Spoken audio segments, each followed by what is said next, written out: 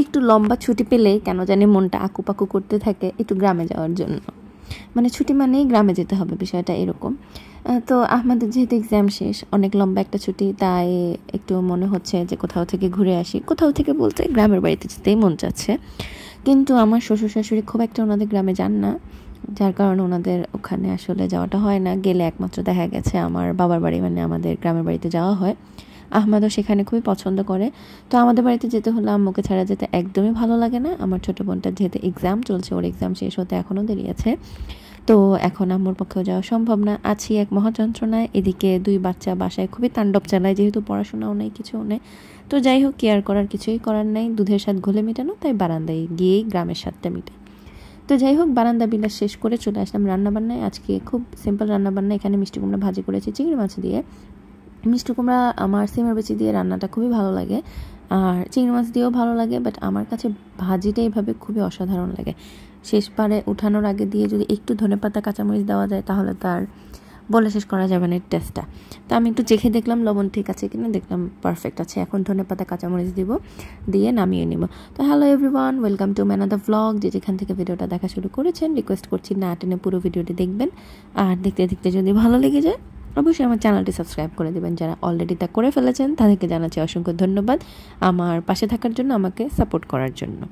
তো এই যে আমার মিষ্টি কুমড়াটা হয়ে গেছে, এখন ধনিয়া পাতাটা একটু মিক্স করে দিচ্ছি, এতে করে হচ্ছে পুরো থাকবে না। আহমদ কেন জানি কাঁচা কাঁচা থাকলে খেতে চায় না, তো এটাকে মিক্স করে আমি একটা বাটিতে নিয়ে ঢাকনা দিয়ে রেখে দেবো, এতে করে স্মেলটা পুরাটাতে মিশে যাবে।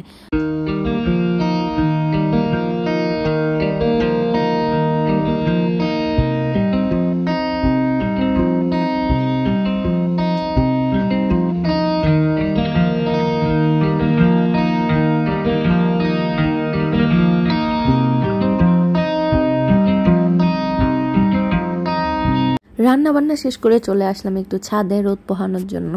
এমনিতেই ঢাকা শহরে আমরা যারা থাকি তাদের ভিটামিন ডি এর খুবই ঘাটতি থাকে, আর শীতকালে যেহেতু ঠান্ডা ঠান্ডা লাগে বাচ্চাদের, তাই রোদটা খুবই উপকারী। আজকে রান্না খুব জলদি শেষ করতে পেরেছি 11টার ভিতরে, তো ভাবলাম যে 1 ঘন্টা ওদেরকে নিয়ে ছাদ থেকে ঘুরে আসি, শরীরটাও গরম হয়ে যাবে আর একটু ভিটামিন ডিও পাবে। তো 2 জনকে নিয়ে আসছি। তো তার ভাইয়ের কাজ হচ্ছে সারাক্ষণ তাকে প্রোটেকশন দেওয়া। এই যে সে যদি ছাদে পড়ে গিয়ে একটু ব্যথা পায়, সেজন্য তার ভাই একটু পরপর তাকে কোলে নেয়, একটু পরপর পিছনে ঘুরে ঘুরে দেখে।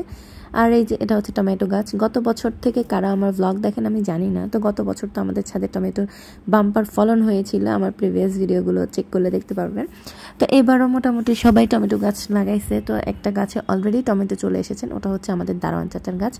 আর বাকি টমেটো গাছগুলোতে কিছুতে ফুল এসেছে, কিছু একটু বড় হয়েছে, কিছু এখনো ছোটই আছে।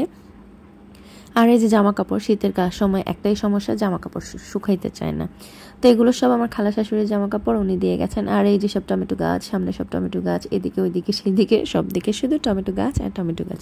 ছাদে এসে দেখলাম যে ছাদটা বেশ নোংরা হয়ে আছে, তো ভাবলাম একটু ক্লিন করে নেই। তো ক্লিন করার সময় আমি আমার ছেলেটার কাছে মোবাইলটা দিয়ে গেছি। তো মোবাইলটা ক্লিন করা শেষে যখন নিলাম, দেখলাম যে আমার ছেলে সুন্দর একটা ক্লিপ নিয়েছে, যে তার মা তাদের জন্য ছাদটা ক্লিন করে দিয়েছে। ছাদে অনেক বেশি ময়লা ছিল, তো ওরা হাঁটতে গেলে পায়ের তলায় ব্যথা পাচ্ছিল, তাই আর কি আমি একটু ক্লিন করে দিলাম। তো ভালোই লাগলো, আমার ছেলেটা আমাকে এত সুন্দর একটা ক্লিপ নিয়ে দিয়েছে। এই যে দেখতে পাচ্ছেন তারা এখন সুন্দর করে খেলতেছে। এতক্ষণ জুতা পরেছিল আর কি, তো আহমদ এখন যাচ্ছে জুতা খুলে এসে এখানে খেলবে। তো যাই হোক, এরপরে চলে গেলাম বাসায়। তো এটা হচ্ছে সন্ধ্যার থেকে শুরু করেছি, এরপরে আর বাসায় গিয়ে ভিডিওটা শুরু করা হয় নাই, কারণ বাসায় গিয়ে ওদেরকে গোসল করাইলাম, খাওয়াইলাম, একটু শোয়াইলাম রেস্ট নেওয়ার জন্য আর কি। শীতের দিনে সময় আসলে খুব একটা ঘুম পাড়াই না, আমার মেয়েটাকেই যায় একটু একটু ঘুম পাড়ায়, ছেলেটা তো একদমই ঘুমায় না, আর ও খুব আর্লি রাইজার, খুব ভোরবেলায় ঘুম থেকে উঠে। তো এখন যাচ্ছি একটু বাহিরে, একটু শীতের কেনাকাটা করতে হবে। আমরা হচ্ছে এক জায়গায় ঘুরতে যাব, যেহেতু গ্রামের বাড়িতে যাওয়া হচ্ছে না, তাই ভাবলাম কোথাও থেকে ঘুরে তো আসা যায়, আর সেই জন্যই আর কি যাচ্ছি একটু শীতের জামা কাপড় কিনতে, ভারী কাপড়গুলোই। গত বছরে যা ছিল সব এই বছর হচ্ছে আমাদের গায়ে ছোট হয়। তো এই যে আমরা মা ছেলে হাত ধরে পিছন পিছন যাচ্ছি, আর ওই যে বাবা মেয়েকে নিয়ে সামনে সামনে যাচ্ছে। আমাদের এই টুইনিংটা আমার খুব ভালোই লাগে আর কি। তো যাই হোক, এখন হচ্ছে আমরা এক্সপোর্টের দোকানে আসছি। এক্সপোর্টের দোকানের যেই ড্রেসগুলো, সেগুলো খুবই ভালো হয় আর কি, আর হচ্ছে শীতের জন্য একদমই পারফেক্ট।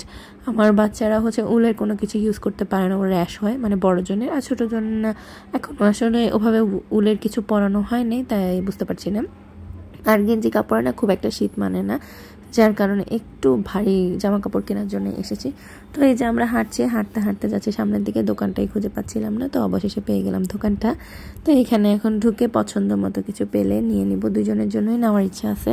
তো আমার জন্য এখনও তেমন কিছু নেওয়ার ইচ্ছা নাই, আমার হাজব্যান্ডকে বলেছি নেওয়ার জন্য, তো সে আমাকে বলছে আমি নিলে তারপরে সে নিবে আর কি। তো যাই হোক, এই যে যেহেতু এটা এক্সপোর্টের দোকান, সে কারণে একটু এলোমেলো হয়ে আছে, ওদের শিপমেন্ট যাবে।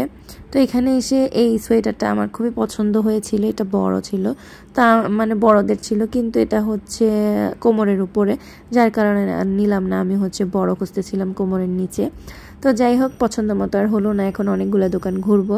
তো যেহেতু বাচ্চা কাচ্চা নিয়ে এসেছি, আবার শপিংয়ের বিষয়ে ওদের খেয়াল রাখা, শপিং করা খুবই টাফ, তো মনে হচ্ছে না আর ভিডিওটা আমি কন্টিনিউ করতে পারবো। তো যাই হোক, আমার ভিডিওটা যারা এতক্ষণ ধরে দেখেছেন তাদেরকে জানাচ্ছি অসংখ্য ধন্যবাদ আমার ভিডিওটি দেখার জন্য। যদি আমার ভিডিওটি ভালো লেগে থাকে অবশ্যই আমার চ্যানেলটি সাবস্ক্রাইব করে দিবেন, যারা অলরেডি তা করে ফেলেছেন তাদেরকে জানাচ্ছি অসংখ্য ধন্যবাদ আমার পাশে থাকার জন্য, আমাকে সাপোর্ট করার জন্য। তো এই যে এখানে আপুটাকে রিকোয়েস্ট করছিলাম আর কি একটু দেখেন আর আছে কি না, তো উনি অনেক চেষ্টা করলো বাট পেলো না। এই ড্রেসটা আমার খুবই ভালো লেগেছে কিন্তু নিতে পারলাম না। তো আজকে বিদায় নিয়ে নিচ্ছি, আল্লাহ হাফেজ।